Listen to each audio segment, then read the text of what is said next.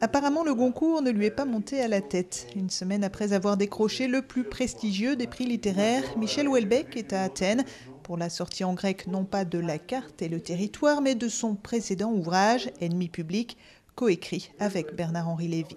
Je ne suis qu'un beauf, auteur plat, sans style. Je n'accède à la notoriété littéraire que par suite d'une invraisemblable faute de goût, commise il y a quelques années par des critiques déboussolés.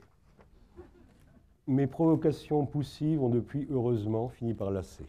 Mais qu'il le veuille ou non, Michel Houellebecq est le romancier français vivant le plus connu à l'étranger. Je recommande à tous ceux qui ne l'ont pas encore lu de le faire pour découvrir sa pensée à travers ses livres. Devant les journalistes grecs, Michel Houellebecq distribue quelques piques dont il a le secret. Ça, c'est très nouveau. C'est l'apparition d'une nouvelle race de critiques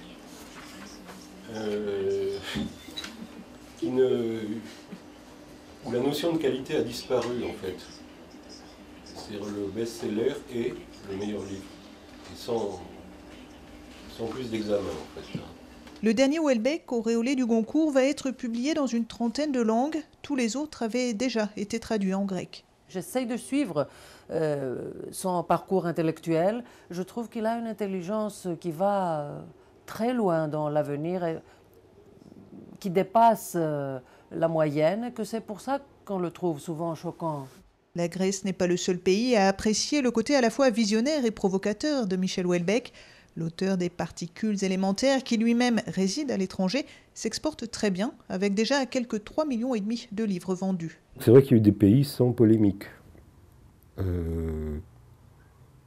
Beaucoup de pays sans polémique, en fait, mais pas tous. Il y a des pays avec polémique.